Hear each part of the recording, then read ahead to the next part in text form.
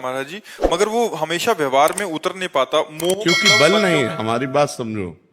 जैसे हमको ये जान विवेक तो अभी नहीं हुआ, जानकारी। जैसे हमें जानकारी हुई कि ये गलत आचरण है, नहीं करना चाहिए, पर मन हमको विवश करके वो गलत आचरण करा दिया।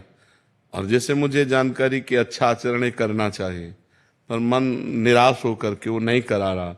इसमें हमारे पास भजन बल नहीं है, अध्यात्म बल नहीं है।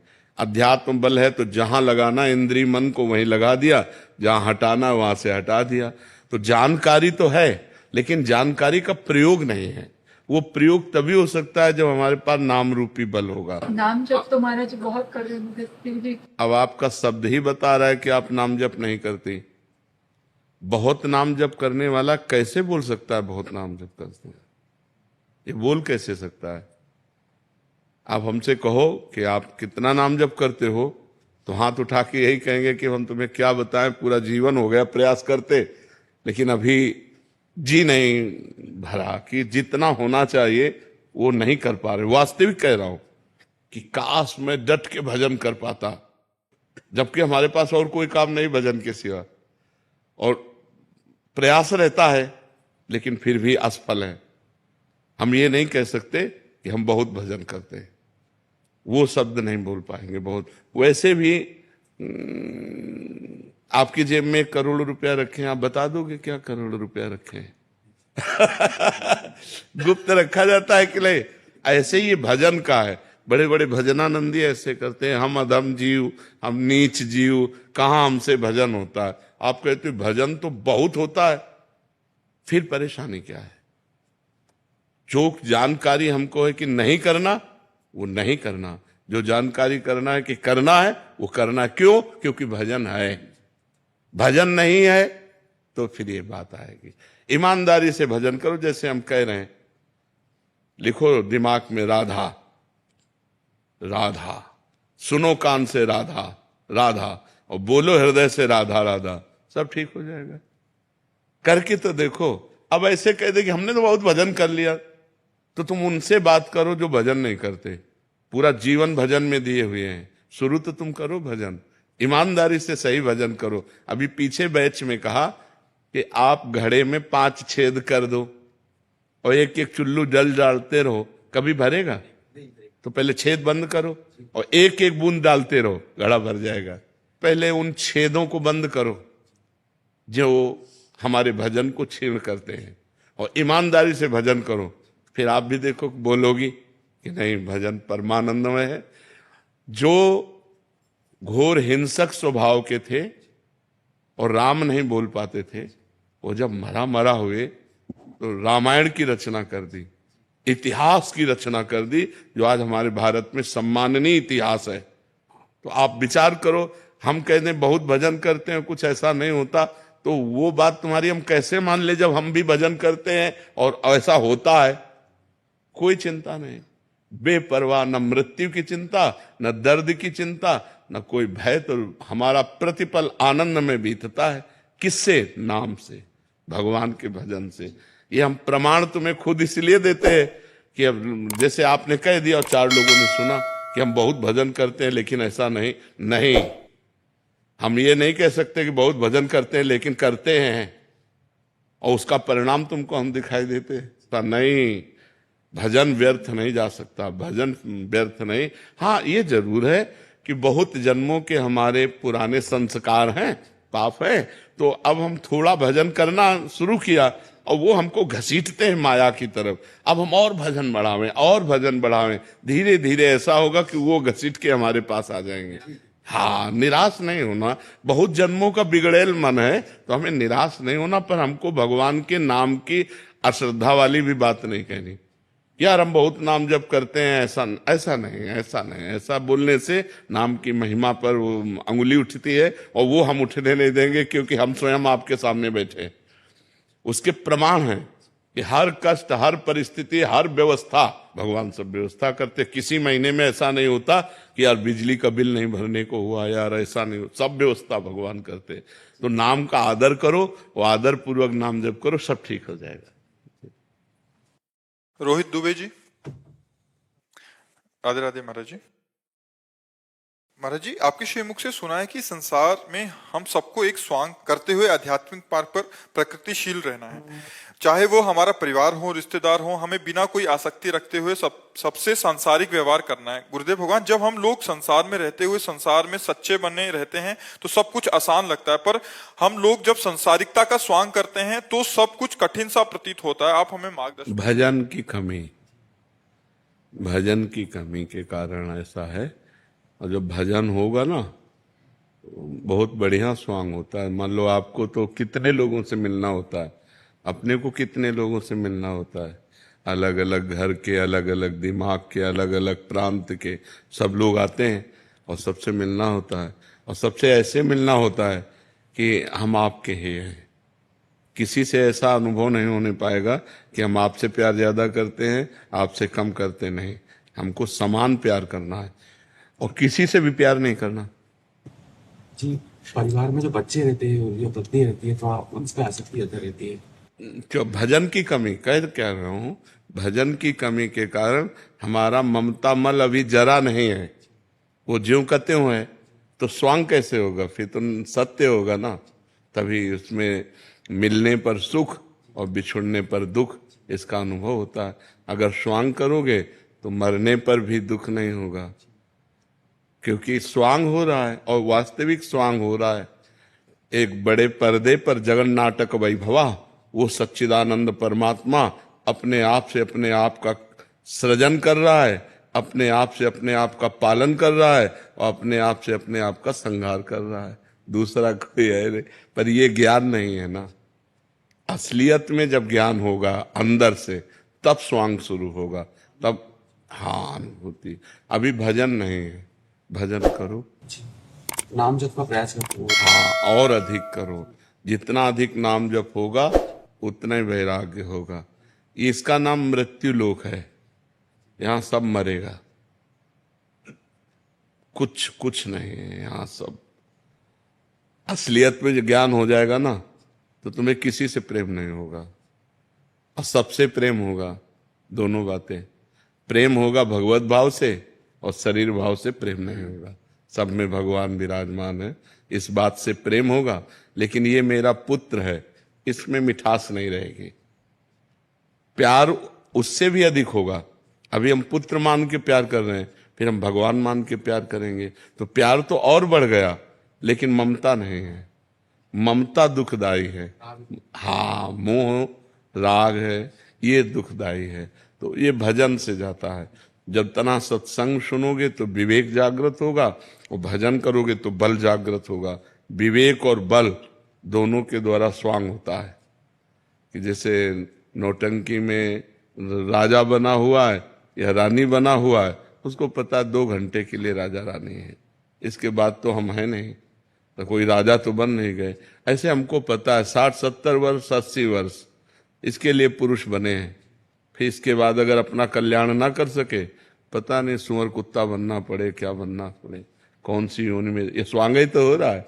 इस समय मनुष्य योनि का स्वांग हो रहा है और पीछे न जाने कितनी योनियों का स्वांग करके आए। अगर हम कल्याण नहीं कर पाए इस जन्म में, तो आगे न जाने कितनी योनियों का स्वांग करना पड़ेगा। इसलिए नाम जप करो, नाम जप सर्वोपरि है। नीतू जी अलीगढ़ से। राधा वल्लभ श्री हरिवंश महाराज जी।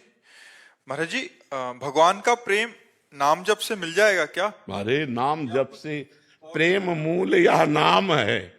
प्रेम मूल यह नाम है। प्रेमी रसिक जपत यह नाम। प्रेम मगन निज बन विश्राम। श्री हरिवंश जहां रहा। प्रेम मूल यह नाम है। प्रेम मूल, प्रेम का मूल जड़ क्या है? नाम है। नाम से ही तो प्रेम प्रकट होता है। नाम जप करके देखो, क्या नहीं हो जाएगा नाम से, क्या नहीं हो जाए। कहां लगी नाम बड़ाई, राम न सकत नाम गुण गाई। स्वयं नामी भगवान भी अपने नाम की महिमा का गान पूर्ण रूप से नहीं कर सकते। इसलिए पहले जपो, तो सबसे कठिन है नाम जप करना। और कुछ भी ना करें तो केवल नाम जप करने से ही परम कल्याण होगा। और कुछ करो तो परम कल्याण नहीं होगा। और कुछ भी कर लो, नाम जप ना हो तो परम कल्याण नहीं होगा। और कुछ ना करो, केवल नाम जप करो, परम कल्याण हो जाएगा। 1 रुपया पैसा वाली बात थोड़ी है इसमें। 1 रुपया लगता है क्या? राधा राधा राधा राधा, तुम्हारा परम कल्याण। नाम जप करो, तुम्हारा परम कल्याण हो जाएगा। ऋषिकेश स्वामी जी गुजरात से। राधा वल्लभ श्री हरिवंश महाराज जी, दंडवत प्रणाम। महाराज जी, शास्त्रों में कहा गया है कि अखंड वृत्ति से कठिन कोई कार्य नहीं है और अखंड वृत्ति से श्रेष्ठ अधिक कोई साधन नहीं है। तो अखंड वृत्ति का वास्तविक अर्थ क्या है और ये वृत्ति अखंड कैसे बनी रहती है? हमारी इंद्रियां, हमारा मन जो बहिर्मुख होकर के स्त्री पुरुष देखता है, जड़ चैतन्य देखता है, ये अन्य देखना है। जब अनन्य वृत्ति हो जाए, अखंड स्मृति तभी हो सकती है जब मत्ता परतरम नान्यत किंचिदस्ति धनंजय, ये बोध हो जाए भगवान के सिवा किंचिन मात्र भी कुछ अन्य नहीं है। सो अनन्य गति जाके असमति न टरे हनुमंत, मैं सेवक सचराचर रूप स्वामी भगवंत। मैं सेवक हूं और चराचर जगत भगवान स्वयं बने हुए हैं। तो अब जहां जिस वस्तु व्यक्ति स्थान पर हमारी वृत्ति जाएगी वो भगवत स्वरूप वृत्ति होगी, उसे अखंड स्मृति कहते हैं। दूसरी तौर तरीके पे हम जैसे नाम जप कर रहे हैं भगवान का, तो जहां जहां हमारा मन जाए वहां वहां से हटा करके बार बार नाम में लगाना और उसे तैल धारावत अखंड चालू कर देना। निरंतर अव्यावृत भजनात्, अखंड भजन, तन्मया तन्मय स्थिति। तो इसके 2 भाव हैं, दोनों भाव जरूरी हैं। बिना दोनों भाव के अखंड स्मृति नहीं हो सकती। जहां जहां मन जाए वहां वहां भगवान को देखना, क्योंकि मन किसी वस्तु, व्यक्ति, स्थान जहां भी जाएगा तो भगवान कह रहे हैं मेरे सिवा कुछ है ही नहीं। मत्ता परतरम नान्यत किंचिदस्ति धनंजय, बहुनाम जन्मनावन्ते ज्ञानवान माम प्रपद्यते, वासुदेवा सर्वमित सा महात्मा सुदुर्लभा। सब जगह भगवान वासुदेव है, ऐसा महात्मा जिसकी मति हो गई है बड़ा दुर्लभ है। तो जहां जहां हमारा मन जाए, जिस वस्तु, व्यक्ति, स्थान पर, वहां वहां भगवान को देखना, या जहां जहां हमारा मन जाए वहां वहां से हटाकर भगवान के नाम में लगाना, अपने इष्ट में लगाना, अपने आराध्य देव में लगाना। इससे हमारी हर वृत्ति अखंड हो जाएगी। समझ पा रहे हैं आप? इसमें कोई संशय है आपको? जी। मयंक कुमार जी मुजफ्फरनगर से। राधे राधे महाराज। राधे राधे महाराज जी। महाराज जी, पहले मैं महर्षि रमन जी की विधि से मैं कौन हूं या अहम के विचार का उद्गम कहाँ है, ये वाणी जी पढ़ता था, ध्यान करता था। उसमें मुझे थोड़ी शांति और आनंद मिलता था, परंतु अभी जिम्मेदारियां और व्यस्तता बहुत बढ़ गई और मानसिक थकान भी रहती है, तो उतनी एकाग्रता। तो क्या शांति मिली? शांति जानते हो, एक बार प्राप्त हो जाने के बाद फिर कभी हटती ही नहीं। वो शांति थोड़ी है, थोड़ी शांति और आनंद मिलता है। वो थोड़ी परसेंट में थोड़ी शांति होती है। तुम्हारी मानी हुई वो शांति है, वो शांति थोड़ी है। परम शांति, शाश्वत शांति, एक बार शांत हो गया तो दोबारा कभी विक्षेप नहीं पड़ेगा। मान हो या अपमान, लाभ हो या हानि, सुख हो या दुख, वो शांति कैसे? श्रद्धावान लभते ज्ञानम तत्परा संयतेन्द्रिया, ज्ञानम लब्ध्वा पराम शांति मचिरेणाधिगच्छति। जब शुद्ध ज्ञान हो जाएगा तब परम शांति प्राप्त होगी। जिसको ज्ञान हो गया वो प्रपंच में रति कैसी? और जिसे प्रपंच में रति उसे ज्ञान कहाँ? और जिसे ज्ञान नहीं तो वो शांत कहाँ? और जो शांत नहीं वो सुखी कहाँ? अशांतस्य कुतः सुखम, अशांत पुरुष सुख कैसे प्राप्त करो? तो तुम अशांत हो, अभी तुम शांत थोड़ी हो। जब शांत हो गए तो स्वरूप में स्थित रहोगे। ज्ञानम लब्ध्वा पराम शांति मचिरेणाधिगच्छति। ये बिना गुरु शरण हुए, साधना किए बिना, भगवत भजन किए बिना ये शांति थोड़ी प्राप्त हो जाती है। क्या जान पाए तुम कौन हो? गुरुदेव, उसमें तो मुझे बस इतना अनुभव होता था कि एक चेतना मात्र है, कि मैं मतलब शरीर का भान नहीं रहता था, ऐसा अनुभव होता था, एक कॉन्शियस। ये स्थिति अगर चेतना मात्र की हो तो समाधि स्थिति होती। जानते हो, जैसे नींद में गाढ़ सोए हुए हैं, गाढ़ नींद में सोए, कोई चिंतन नहीं है, शांत एकदम, पर वो अज्ञान की स्थिति है। ऐसे ज्ञान में जगा हुआ पुरुष, जैसे गाढ़ सुषुप्ति ऐसी स्थिति होती है। वो चेतना मात्र में स्थित है, चेतना में भी स्थित नहीं हो। अभी अपनी चेतना को जाने क्या, आप ही तो चैतन्य हो। अपनी चेतना का मतलब थोड़ी कि मैं चेतना का ध्यान कर रहा हूं, आप ही तो चैतन्य हो। तो आप अपने को कहाँ जाने हो? अभी घोर अज्ञान की धरा में हो, अभी कोई ज्ञान नहीं है। इसलिए हमारी मानो नाम जप करो, भगवान का नाम जप करो। सोई जाने जहि देहु जनाई, जानत तुम्हें तुम्हें हो जाई। जब भगवान कृपा करेंगे, भजन से हृदय पवित्र होगा और वो अपने को जनाएंगे तो आप जान जाओगे, ऐसे थोड़ी जान जाओगे। महाराज जी, अभी मैं ज्ञान मार्ग और भक्ति मार्ग में दोनों में फर्क सब एक है, सब एक है, कोई अलग नहीं है। महाराज जी, जब मैं नाम जप करता हूँ तो थोड़े उसमें विचार शांत होते हैं, मेरा मन करता है फिर वही अनुसंधान करूँ मैं कि ये मैं का। तो नाम जप करते हुए अनुसंधान करो, उसमें परेशानी क्या है? नाम जप करते हुए वही अनुसंधान करो। नाम जप आपको उधर ही बढ़ा देगा। पावर है, नाम जप का मतलब पावर है। पावर को जिधर लगाओगे उधर चला जाएगा। तो आप पावर एकत्रित करो, बिना पावर के कैसे अनुसंधान करोगे? भगवान शंकराचार्य जी इस अनुसंधान के गुरु हैं, शंकराचार्य हैं, और वो कह रहे स्वरूपानुसंधान भक्तिरेव गरीयसी। भक्ति सर्वश्रेष्ठ है स्वरूपानुसंधान में। जिस समय हम भगवान की कथा सुनते हैं, भगवान का नाम जप करते हैं, भगवान की सेवा पूजा करते हैं, तो हमारा हृदय पवित्र हो जाता है। और पवित्र हृदय का मतलब स्वच्छ दर्पण। स्वच्छ दर्पण में जैसे अपना प्रतिबिंब दिखाई देता है, ऐसे स्वच्छ अंतःकरण में स्वरूप का अनुभव होने लगता है। मैं कौन हूं इसका उत्तर मिलने लगता है। स्वरूपानुसंधान में एक अद्भुत आनंद। शंकर सहज स्वरूप संहारा, तो लाग समाधि अखंड अपारा। अपार आनंद स्वरूप है। पहले नाम जप करो, हमारी मान जाओ। आपकी मान लो महाराज जी, मैं मुझे संदेह होता है कि नाम जप करते हुए बीच में मैं अनुसंधान करने लगता। बिना नाम जप के अनुसंधान कर ही नहीं सकते। आप कैसे क्या करोगे? हमें बताओ, अनुसंधान क्या करोगे? नाम जप करते करते महाराज विचार शांत हो जाते हैं, फिर मन करता है। नाम जप करते करते, हाँ, नाम जप छोड़ करके नहीं, नाम जप करते करते जब हमारा संसार का चिंतन छूटता है और नाम है सत, सत चिंतन होता है, तो उसके प्रभाव से हमारा अंतःकरण निर्मल होता है। तो जैसे शांत और निर्मल जल में हम नीचे क्या है तह में ये देख पाते हैं, ऐसे शांत और निर्मल अंतःकरण में अनुभव होने लगता है अपने आत्म स्वरूप का। समझ रहे हो? हाँ, पर खूब नाम हमारी अगर बात मान लोगे तो ठीक रहेगा, नहीं मानोगे तो फिर परेशान रहोगे, पूरा जीवन निकल जाएगा, कुछ हाथ नहीं लगेगा। एक आए थे 70 वर्ष के, वो कह रहे थे मैं ध्यान योग का पथिक हूं, लेकिन जब से आपका सत्संग सुना तो हमें विशेष आनंद मिला। बोले जब से, तो हमका विशेष आनंद क्या मिला? बोले राधा राधा रटने लगे तो हमको आनंद की अनुभूति होने लगी।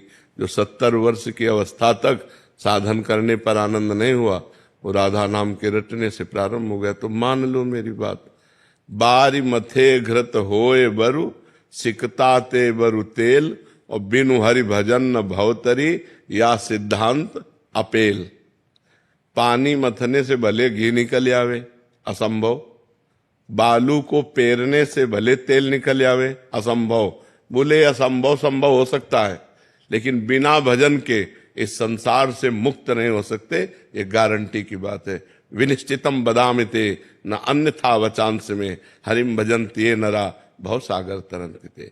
ये बिल्कुल दृढ़ अटल बात कह रहा हूं। अगर हरि का भजन करोगे तो ज्ञान वैराग्य भक्ति सब प्राप्त हो। और भजन बिना कुछ नहीं होना, अनुसंधान करते रहो।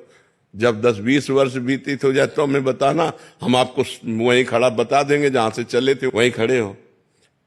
अपने 20 वर्ष इस मार्ग के पथिक रहे हैं, बचपन से इस मार्ग में ज्ञान। पहले हम सन्यासी थे, आद्य गुरु भगवान शंकराचार्य जी के शिष्य थे, उन्हीं के परिकर के थे। तो वो अहम ब्रह्मास्मि का योग मार्ग, अष्टांग योग, यम नियम प्राणायाम ध्यान धारणा समाधि, कर्म योग, भक्ति योग, इन सब पर अप्रेम योग ये अंतिम विश्राम है।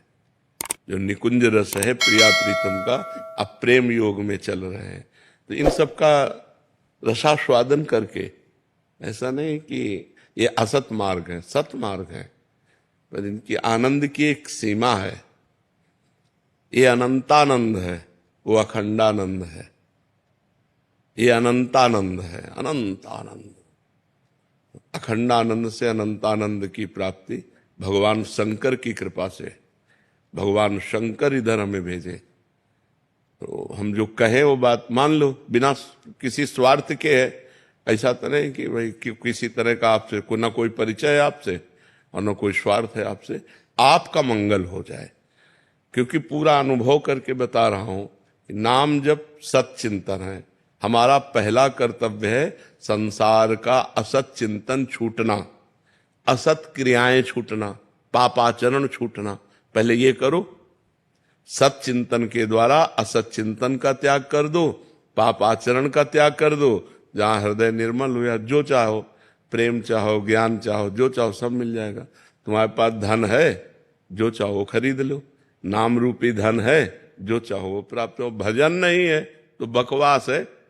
ज्ञान का हलवा बनाने की पूरी प्रक्रिया आपको याद है, लेकिन कभी आपने बैठ करके एक कवल खाया नहीं, तो फायदा क्या हुआ? ज्ञान हुआ हलवा बनाने की प्रक्रिया, और भक्ति हुई बना के खाना, डट के छक लिया। भक्ति है स्वाद लेना, और ज्ञान है उसकी प्रक्रिया को जानना। तो प्रक्रिया को जानना खास बात है या पाना खास बात है? विचार करके देखो। पाना खास बात है। जब हमने पाया तृप्त हो गए, नहीं? हाँ, तो गोस्वामी तुलसीदास जी कह रहे हैं, जाकी कृपा लवलेस ते मतिमंद तुलसीदास हो, पायो परम विश्राम, राम समान प्रभु नाही कहूं। मैं मतिमंद तुलसीदास, जिनकी एक लव कृपा मात्र से परम शांति, परम विश्राम को प्राप्त हो गया। भगवान की कृपा, बिना जगत गुरु भगवान की कृपा के ना तो शुद्ध ज्ञान होता है, ना भक्ति होती है, ना प्रेम होता है। ये हमारी बात मान लो। खूब नाम जप करो। भक्त कोई अज्ञानी थोड़ी होता है। जैसे आप कहे मान लो ज्ञान का अनुसंधान एक अलग मार्ग, नहीं। भक्ति के पुत्र हैं ज्ञान वैराग्य। भागवत में पढ़ के देखो, भक्ति से ही तो ज्ञान वैराग्य का प्रादुर्भाव हुआ है। तो हम आपको भक्तों के नाम बताएं, किसी भी भक्त को आप हमें ये बताओ कि अज्ञानी है। कबीरदास जी, सूरदास जी, रहीमदास, ये अपने समय के जो अभी 100-200 वर्ष 500 वर्ष के अंतर के महापुरुष हैं, और जो अनादि काल से भगवत स्वरूपों में स्थित हैं। हनुमान जी भक्त हैं, आप ज्ञानी नहीं कहोगे, लेकिन ज्ञानी नाम अग्रगण्यम है। हनुमान जी को भक्त कहा गया कि नहीं कहा गया? भगवान के चरण अपनी गोद में लिए हुए बैठे, लेकिन बुद्धिमताम वरिष्ठम और ज्ञानी नाम अग्रगण्यम। ज्ञानियों में अग्रणी है और बुद्धिमताम वरिष्ठम, और फिर अतुलित बलधामम, बल के परम धाम है, और भगवान की भक्ति में लगे हैं। विश्वामित्र जी परम तपस्वी, विश्वामित्र महामुनि ज्ञानी, और भगवान के भक्त हैं। भगवान श्री राम लक्ष्मण उनके साथ रहे, उनके चरण चापे। इतने महान भक्त कि भगवान स्वयं चरण चाप रहे हैं विश्वामित्र जी के। तो विश्वामित्र महामुनि ज्ञानी। गरुण जी जैसा कौन भक्त होगा? भगवान को सदैव अपनी पीठ पर धारण करते हैं। गरुण महाज्ञानी गुण राशि, गरुण महाज्ञानी गुण। तो भक्त कोई अज्ञानी थोड़ी होता है। भक्त में सारे सद्गुण विराजमान रहते हैं। जब भगवान को जान लिया तो जानने के बाद फिर और क्या बाकी रहा? सब ज्ञान हो जाता है। तो हमें लगता है पहले डट के भजन करना चाहिए, गंदे आचरण छोड़ना चाहिए, इंद्रियों पर विजय प्राप्त करनी चाहिए। ना तो जितेंद्रियता है कि आपने अपने इंद्रियों को जीत लिया, ना आप मनोनिग्रही हो कि आपने मन को अपने वश में कर लिया। तो है क्या? केवल हलवा की प्रक्रिया है। बात समझ ले बच्चा। मतलब हमारी बात इसलिए स्पष्ट होती है कि आप जहां हो उससे ऊंचाई पर बैठो, क्योंकि मनुष्य जन्म केवल मान्यताओं पे नहीं टिका है, अनुभव पे है। हम मान्यताओं पे नहीं देखते, हम अनुभव पे देखते हैं। हम तो ऐसा करे बड़ा आनंद में रहेगा, वो आनंद है नहीं तो हम नहीं मानेंगे। पहले हम आनंद का अनुभव करें तब बात मानेंगे।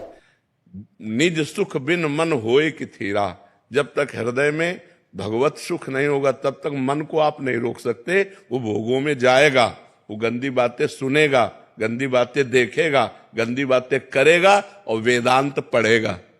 ये भी बात समझ लो, वेदांत की बातें करेगा, ज्ञान की बातें करेगा और विश्राम भोगों में मानेगा। हम लोग पूरा जीवन इसी में खपा दिया है, तो एक एक पॉइंट का पता है। जैसे लोग कहते हैं ना हम इस पे पीएचडी किए, हम इस पे पीएचडी किए, तो हम मन पे पीएचडी किए, कई बार बताया है, क्योंकि बचपन से इसी मन को पढ़ते चले आए और अभी तक उसी को पढ़ रहे हैं। तो हमारा जो आप लोगों को जो लाभ मिलता है वो अनुभव का मिलता है कि हम उसी पे चल के बात कर रहे हैं। कोई पढ़ी लिखी बात नहीं, जो पढ़ी लिखी है उसी को अनुभव करके और वही कह रहे हैं। अगर आप शुरू कर दो भगवान का नाम जप करना, सब ठीक हो जाएगा। हाँ, खूब डट के करो, संसार से हट के करो और खूब डट के करो, तभी नाम का प्रभाव बढ़ेगा। अच्छा, मटकी में 2-4 छेद हो और आप चुल्लू चुल्लू भरते जाओ, कभी भरेगी क्या? छेद बंद करो। जो पाप आचरण है, जो गंदी बातें हैं, जो संसार का आकर्षण है, उनको हम अगर बंद कर दें और थोड़ा थोड़ा भी अगर डालते रहे, एक एक बूंद, तो घड़ा भर जाएगा।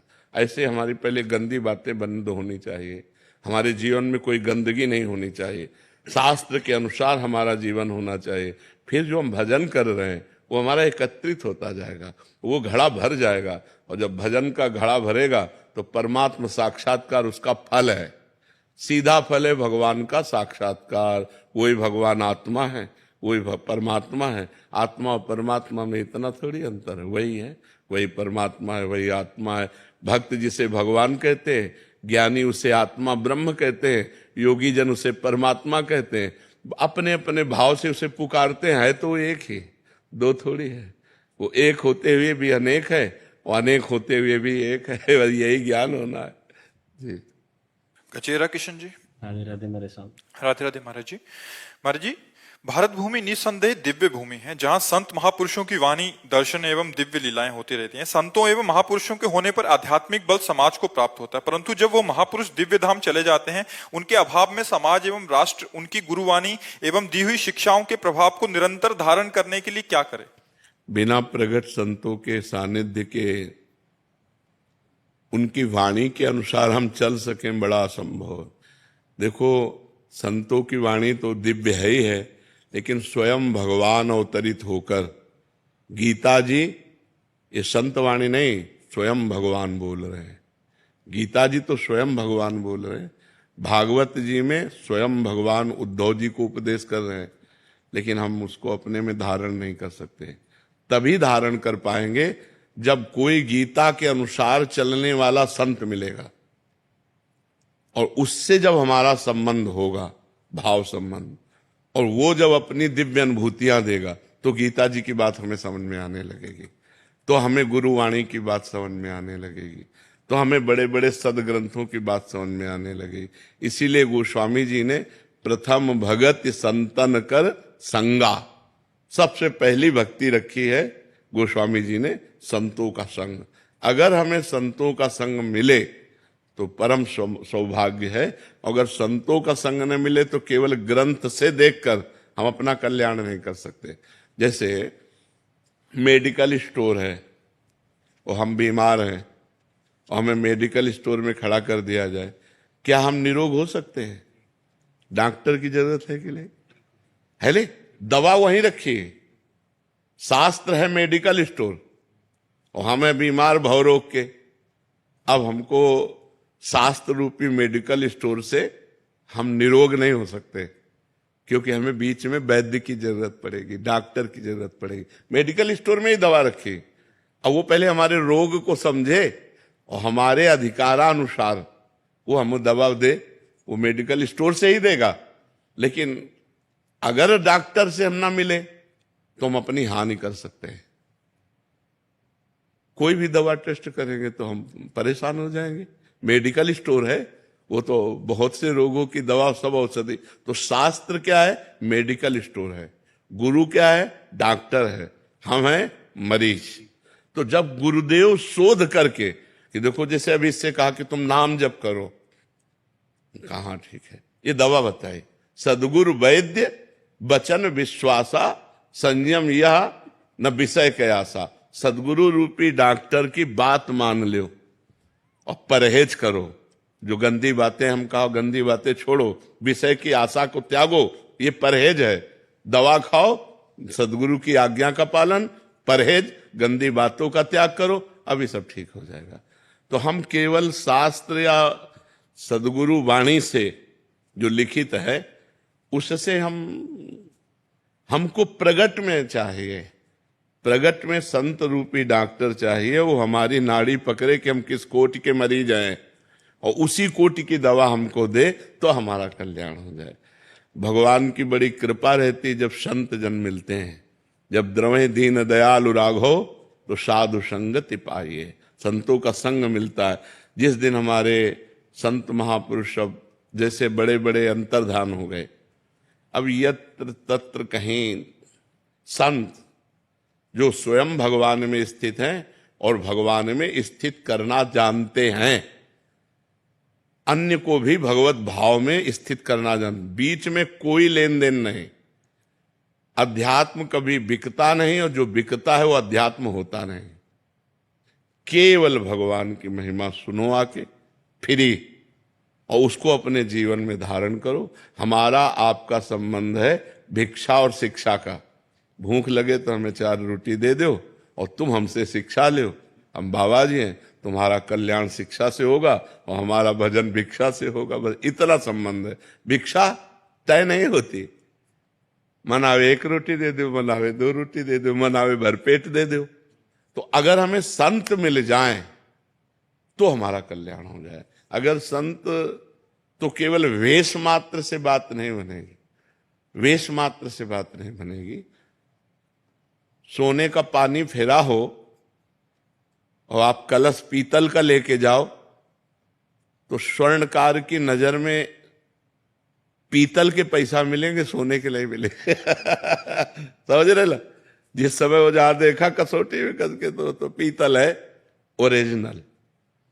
भगवान के मार्ग में चलने वाला शुद्ध संत मिल जाए तो हमारा कल्याण हो जाएगा। तो शास्त्रों की जो बातें हैं वो हम पे हावी हो जाएंगी और हमसे बुरे आचरण होने ही नहीं पाएंगे। हर समय दिमाग में यार बाबा ने कहा है, ऐसा नहीं होना। वो बाबा सामने दिखाई देंगे और वो बात सामने दिखाई देगी और आपके आचरण बदलना शुरू हो जाएंगे। तो हम ये कहते कि जैसे जैसे कलयुग आएगा वैसे वैसे एक घाटा हो जाएगा, संत मिलना मुश्किल हो जाएंगे। संतों का अभी बहुत घाटा है, संत मिलना बहुत घाटे का सौदा है। हमारे बड़े बड़े संत अंतर्ध्यान हो गए ब्रज में, जो रात दिन भजन करने वाले, किसी से कोई मतलब नहीं रहने वाले, अंतर्ध्यान हो गए। बड़े बड़े जो जैसे श्री स्वामी राम सुखदास जी, निष्काम संत, लाखों लोगों को गीता जी का निष्काम भाव से, केवल निष्काम धर्म भगवान का। तो ऐसे संत अंतर्ध्यान हो गए। अब बड़ा घाटा है अपने को, हम भारतवासियों को बहुत घाटा है। जब बड़े बड़े संत अंतर्ध्यान हो गए तो फिर हम किससे सच्चा ज्ञान प्राप्त कर पाए। देखो पुराने ऋषि परंपरा को देखो, ऋषियों के पास गृहस्थ जाते थे, कुछ फल फूल दूर्वांकुर अर्पित किए और वो उपदेश किए और उनका कल्याण हुआ। कहीं तय या बेचना या खरीदना, तो ये खरीद बेच वाला अध्यात्म नहीं होता, अध्यात्म शुद्ध होता है। तो भगवान की कृपा से अभी कुछ संत भगवान भारत में ऐसे हैं निष्काम, निष्काम, जिनकी फिर आगे चल करके और घाटा हो जाएगा। जैसे पहले जो सुविधा थी, उड़िया बाबा, हरि बाबा, बड़े बड़े सिद्ध महापुरुष, वो अब घाटा हो गया। अभी जो 2, 4, 10, 15 जो भी ऐसे अंगुलियों में गिने जा सकते हैं, ऐसा नहीं कि भीड़ मिले, अंगुलियों में गिने जा सकते हैं, वो आगे चलकर वो भी घाटा हो जाएगा, घाटा हो जाएगा। तो बहुत भगवान की विशेष कृपा है अभी कि अभी भजन करने का अवसर दिया है भगवान ने।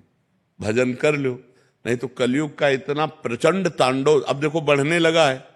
मतलब जहां सुरक्षा थी वहां शोषण वृत्ति आने लगी है। पति पत्नी के संबंधों में बहुत ही विकार आ गए हैं। पुत्र माता पिता इनके संबंधों में विकार आ गए हैं। गुरु शिष्य इनके संबंधों में विकार आ गए। कलयुग का प्रभाव बढ़ रहा है ना, बर्दाश्त नहीं आता। हाँ, तो ये आगे चलकर और होगा। तो भजन कहाँ होगा, धर्म कहाँ होगा? धर्म तो बर्दाश्त करने से होता है। जो सहनशील होता है तभी धर्म में चल पाता है। मनीषा मित्तल जी दिल्ली से। राधे राधे। राधे राधे महाराज जी। महाराज जी, जीवन को आनंद में कैसे बनाया जा सकता है? भगवान की शरण में होकर, भगवान का नाम जप करते हुए और पाप आचरणों का त्याग करते हुए। यदि हम पाप आचरण करेंगे तो पापवंत कर सहज स्वभाव, भजन मोर ते भाव न काऊ। जो पापी पुरुष है उससे धर्म नहीं बनता, रुचि ही नहीं है, उससे भजन नहीं बनता। और जो धर्म से नहीं चलता, भजन से नहीं चलता, उसे आनंद नहीं मिल सकता। इसलिए पापाचरणों का त्याग करो, नाम जप करो, सत्संग सुनो, अपने परिवार को भगवत भाव से देखो। पति में भगवान देखो, सास ससुर में भगवान देखो, उनकी सेवा करो। जो भोग बनाओ वो अतिथि सेवा, पति सेवा, परिवार की सेवा, नाम जप। अभी आनंद आ जाए। अपने परिवार में भगवान का नाम जप करते हुए भगवत भावना करके प्रेम करो, अभी आनंद आ जाए। भगवान ने गृहस्थ धर्म में प्रेम करने की बात कही।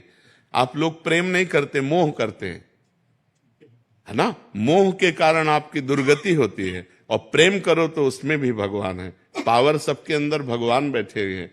पत्नी से प्रेम करो, पुत्र से प्रेम करो, माता पिता से प्रेम करो, पति से प्रेम करो। प्रेम तो होता नहीं। प्रेम तभी होता है जब हम भगवान देखते हैं कि मेरे पुत्र के रूप में भगवान आए, मेरे पति मेरे लिए भगवान है, मेरी पत्नी के हृदय में भगवान है। अब ये सद्भावनाएं हो जाए तो देखो गृहस्थी कितनी उत्तम है।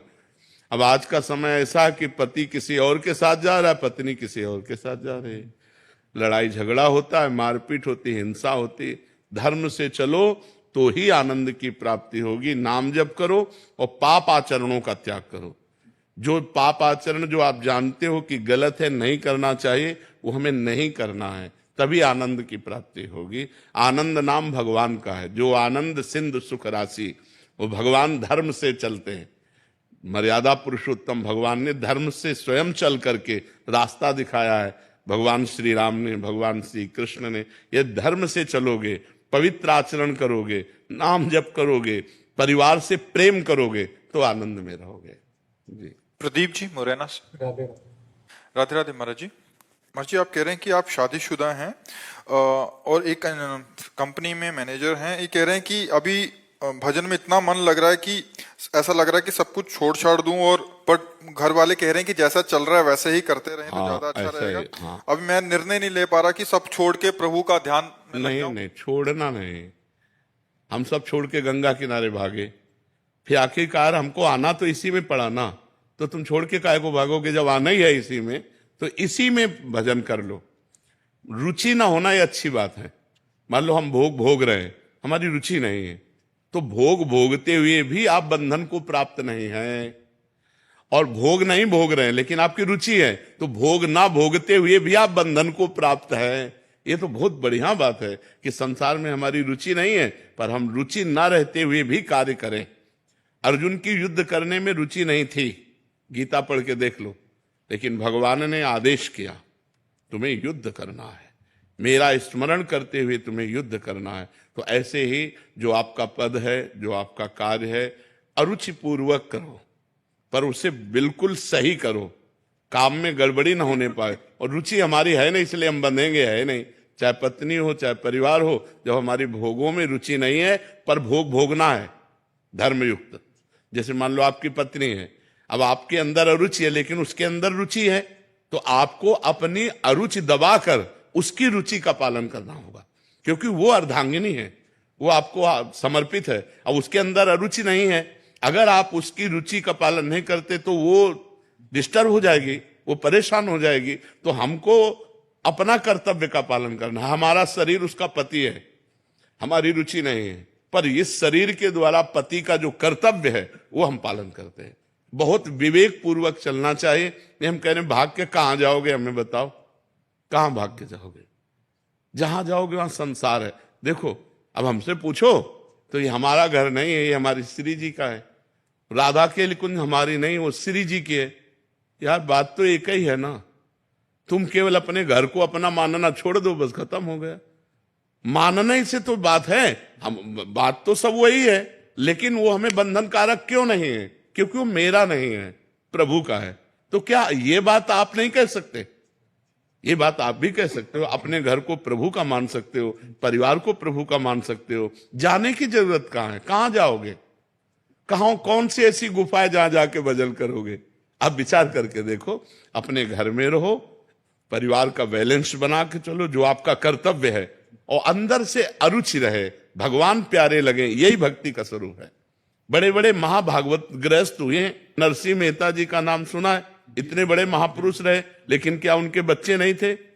सोच, बच्चे थे तो मतलब काम क्रीड़ा हुई कि नहीं हुई? पत्नी थी, बेटी थी, सब रिश्ते थे, लेकिन अरुचि थी, कहीं कोई रुचि नहीं थी। रुचि केवल गोविंद में थी।